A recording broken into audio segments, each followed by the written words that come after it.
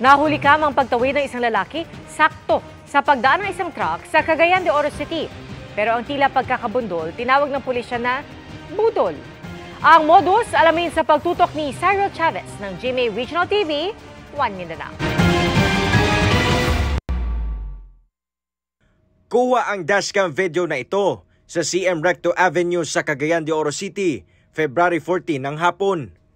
Matapos mag-go signal ang traffic light, umandar na ang mga sasakyan galing sa Bulwa Terminal Road.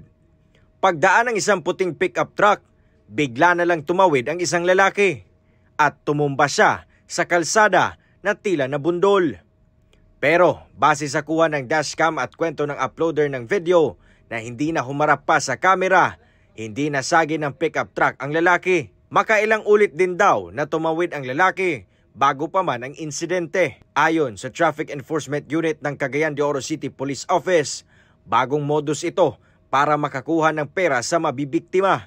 Tinatawag daw itong bangga-higa modus. Sa una, pakikita ko sa Manila, nagani mga bata pagilang pang gamiton. Bago ni sa Cagayan, posible sila mapailan og kaso kay form gyapon ni siya sa pagpangilad. Other deceit lang ang yang term ani. Kay kawas na itong ingon ni mo sir nga nakahatag daw silang kwarta pang pilot. Samot na gito kay nanay intent to gain. Nanawagan naman ang pulisya sa nabiktima ng modus na makipag-ugnayan sa Bulwa Police Station para maaksyonan ang modus. Hinahanap na rin nila ang mga sangkot sa estilo ng panluloko. Atog yung bato no, pagka mahitabuan ta mabanggaan ta o kita makabangga, tawag kita sa pulis. Pa-assist kita, muna pinaka-the best, tawag ta sa police station. Wala to na to nga maabot, ay nanta mo na og i-verify na to ang sitwasyon gyud.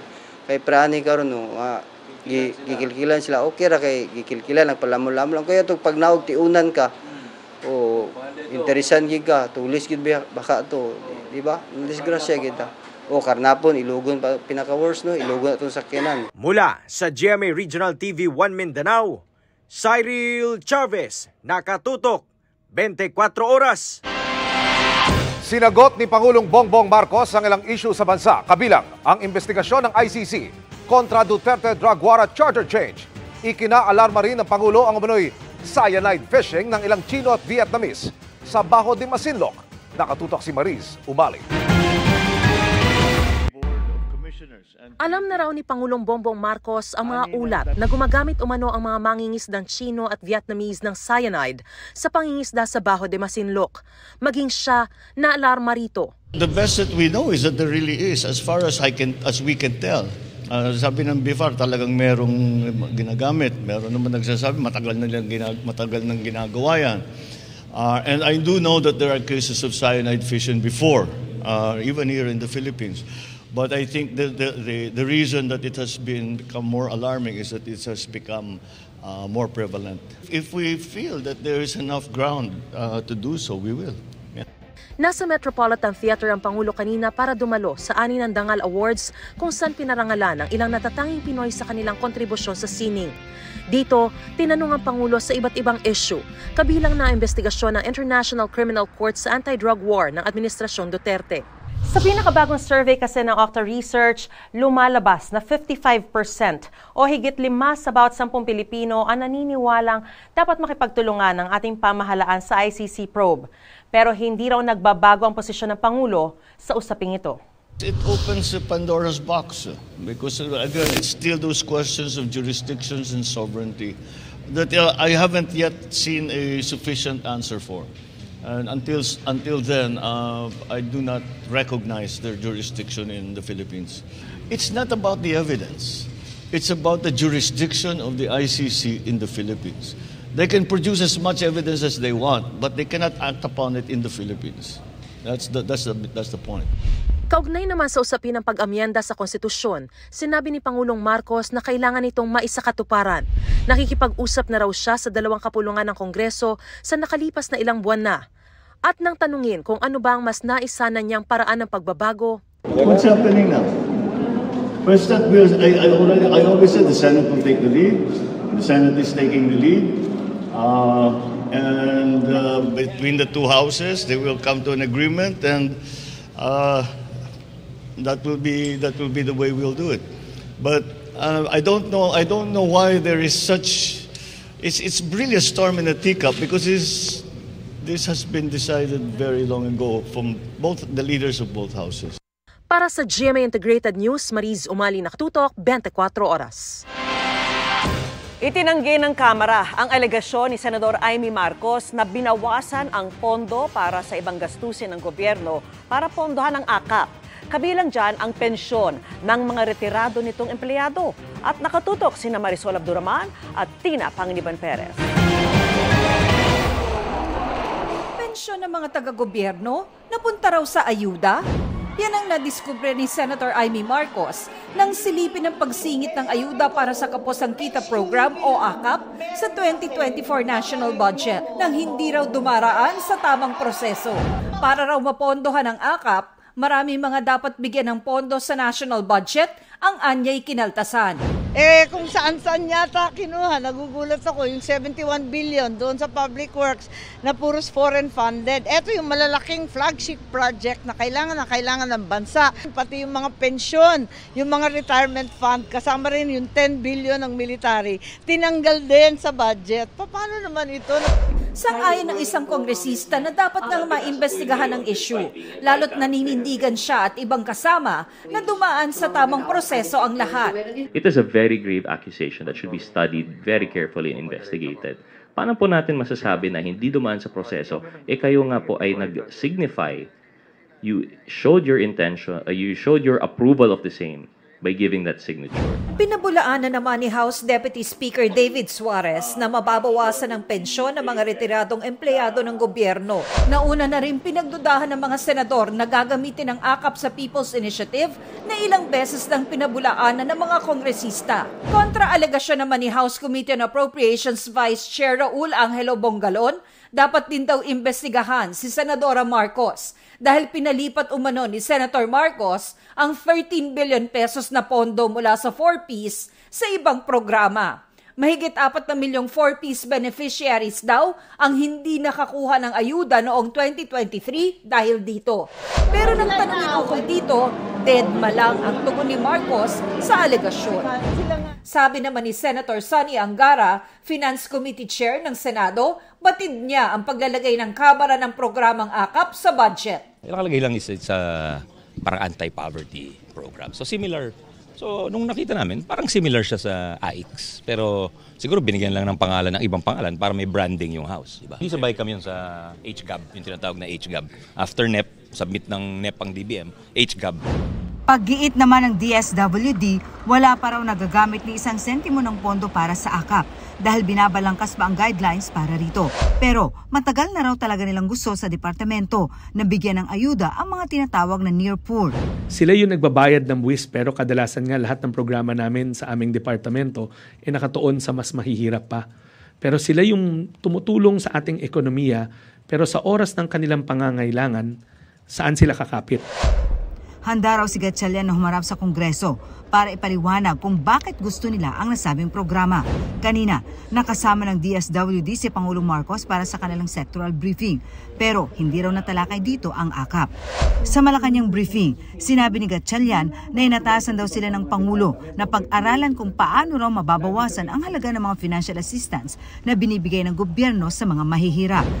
Kabilang na nga dyan ang pagprotekta sa peso value sa mga grants na binibigay gaya na lamang ng 4Ps at iba pang programa na para sa mga mahihirap nating kababayan. We were tasked to work with PSA and NEDA to find the best index to use to make sure na ang tulong pinansyal, whether the 4Ps grants or I guess all other social protection that we do, make sure namin na hindi siya napag-iiwanan kung nagkaroon ng spikes like inflation. Para sa GMA Integrated News, Marisol Abduraman. Tina Pangiliban Perez, nakatuto kami, 24 oras. Exciting times ahead ang naghihintay kay Alden Richards na na-challenge daw sa kanyang role sa Pulang Araw. And aside from being on cam, ready na rin daw siya na i-explore ang journey as a director. Makichika kay Kata Tibayan. Let's conquer the world together. Yan ang mantra ni Asia's multimedia star Alden Richards sa exciting journey niya sa TV at film this 2024. Alden Richards!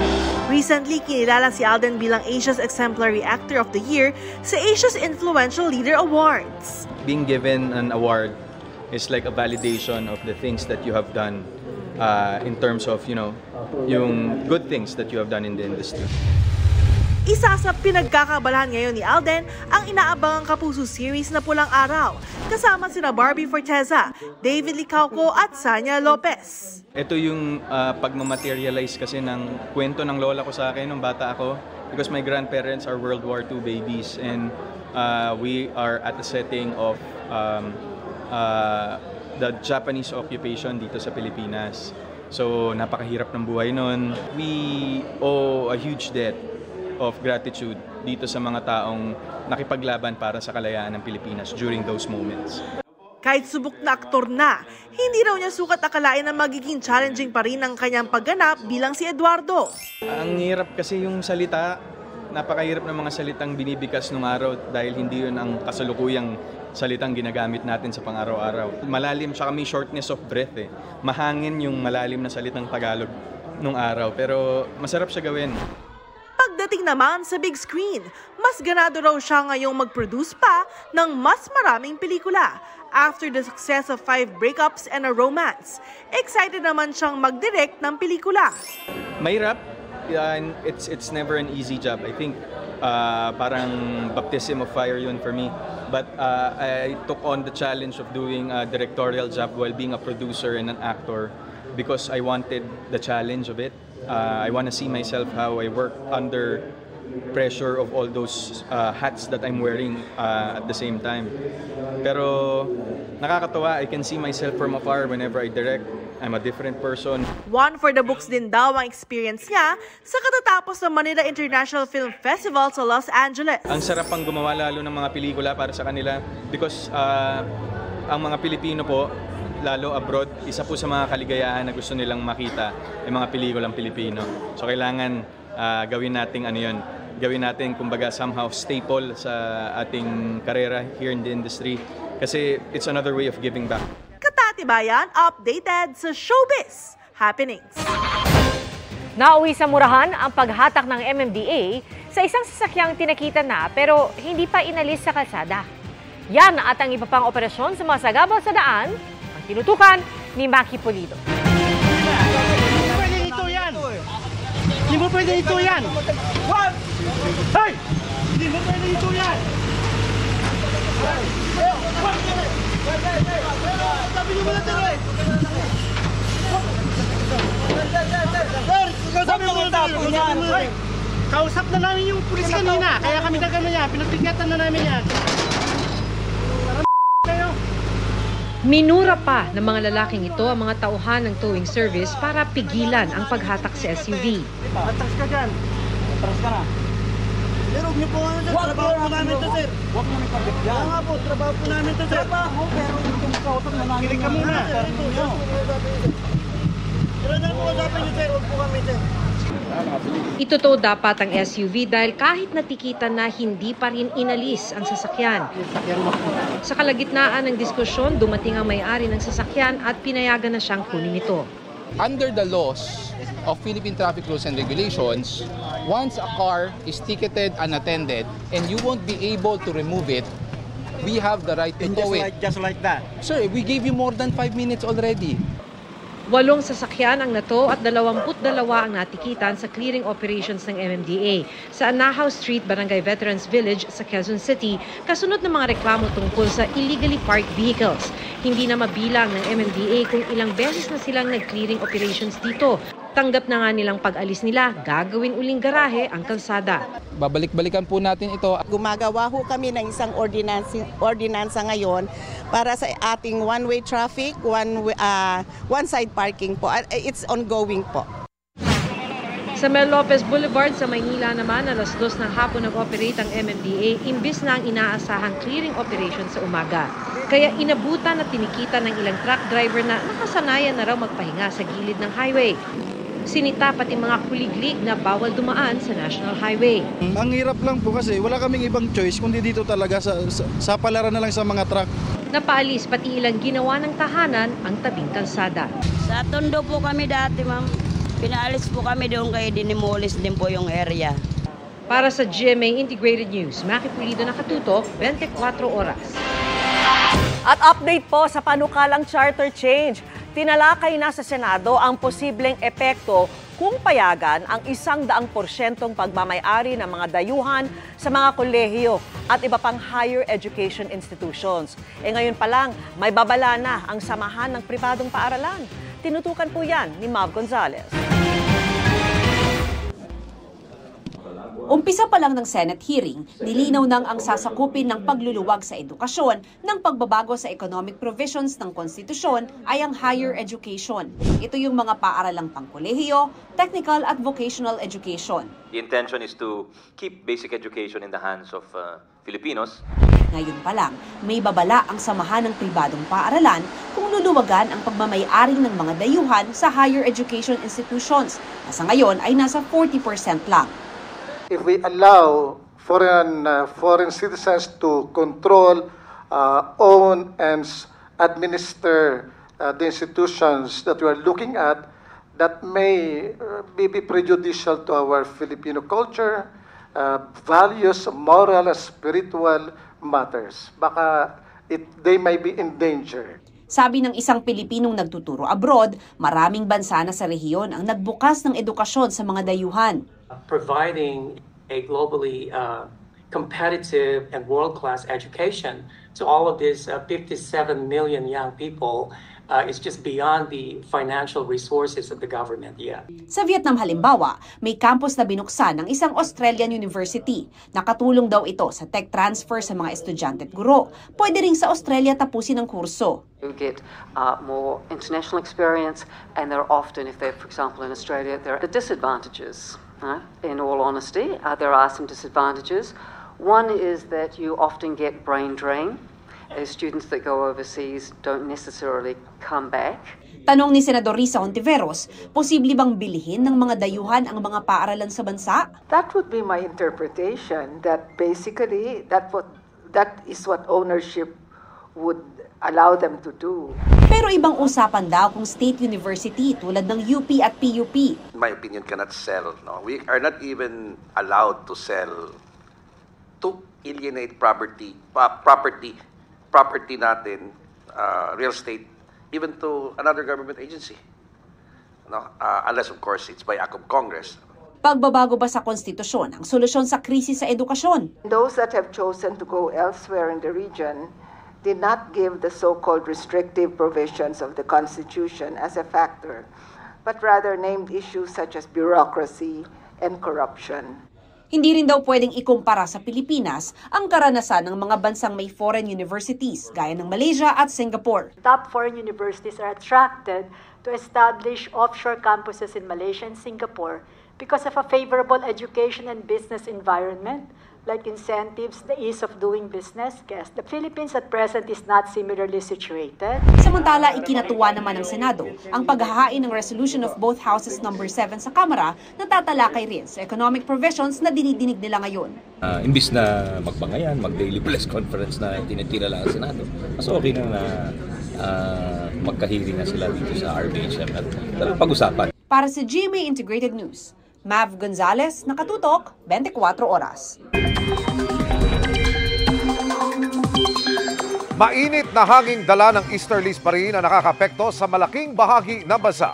Ayon sa Pag-asa, halos hindi pa rin ramdam ang mahinang ihip ng hanging amihan pero hindi ibig sabihin nito'y tapos na ang amihan season. Sa ngayon, sa silangang bahagi ng bansa nakakapekto ang easterlies na hindi lang magdadala ng maalinsangang panahon kundi pati na rin ng pagulan. Base sa datos ng Metro Weather, umaga pa lamang bukas may heavy to intense rains na sa Caraga Region. Magpapatuloy yan hanggang gabi at uulanin na rin ang Davao Region. Sa mga kapuso nating naapektuhan ng pagbaha at pagguho ng lupa, doble ingat po kayo. Sa Visayas naman, umaga pa lamang may heavy rains na sa Leyte, Negros Provinces, Cebu at Bohol. Mababawasan yan sa hapon at gabi. Maaliwalas na panahon pero hindi inaalis ang tsansa ng ulan sa Luzon. Sa umaga, may ulan sa Aurora at Quezon. Magpapatuloy yan sa hapon at uulanin din ang Mindoro at Bicol Region. Dito naman sa Metro Manila, maging handa sa tsansa ng localized thunderstorms, lalo na kung may lakad bukas.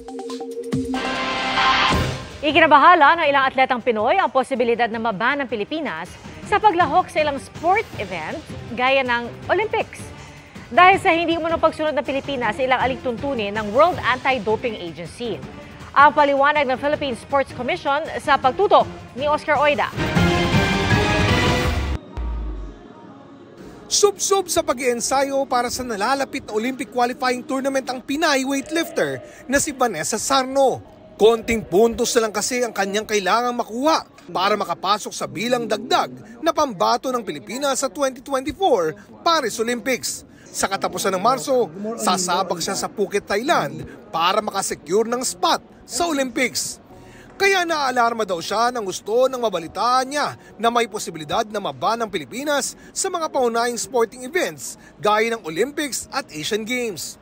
Ito ay dahil umano sa hindi pagsunod ng Pilipinas sa ilang alituntunin ng World Anti-Doping Agency o WADA na ahensyang kinikilala ng International Olympic Committee. Sayang naman lahat ng pag hindi makalaro ng Olympics. Dito na 6 months na lang. Kaya sabi ng coach ko na dapat hindi mo na yan wino-worry. Ang Asian Games Jiu-Jitsu gold medalist naman natin si Annie Ramirez. Nananalangin na sana di raw matuloy ang naturang ban. Sana po maayos na po kung ano man po yung mga kailangan at hiningi po ng WADA sa ating agency like the PILNADO is matugunan na po para hindi na po mangyari yun or matuloy yung possible sanction na ibibigay ng WADA sa Pilipinas. Ayon sa Philippine Sports Commission o PSC, ilan umano sa mga nais matiyak ng WADA ay ang kakayanan ng Philippine National Anti-Doping Organization o FINADO na ma-facilitate ang mga kinakailangang anti-doping test. Right now, we only have one plantilla position in FINADO and one which is consultant and then 2 COS. FINADO asked 48 million for this year and we only received 10 million on the testing alone. Umabot ng 12 to 14 million already. So if you can say kulang na kulang. Kasalukuyan na raw nilang ginagawa ang mga kinakailangang hakbang para makasunod sa alintuntunin ng WADA. Everything is being clarified. We are talking with WADA every week. We have meetings with WADA and together with PSC and POC, we usually meet them. Sa ngayon, nakikipag-ugnayan na raw ang PSC sa iba't ibang ahensya maging sa Malacanang para matugunan ang kakulangan sa budget. Pagtitiyak naman ng PSC, hindi mapupurnada ang ating mga kampanya sa mga international competition gaya ng Olympics. It's still business as usual for all the athletes. From now until June, those who are qualifying for Olympics, tuloy pa rin sila. And then para sa mga sports associations who are holding international or world competitions, for now, nothing is jeopardized. Para sa GMA Integrated News, Oscar Oida, nakatutok 24 oras.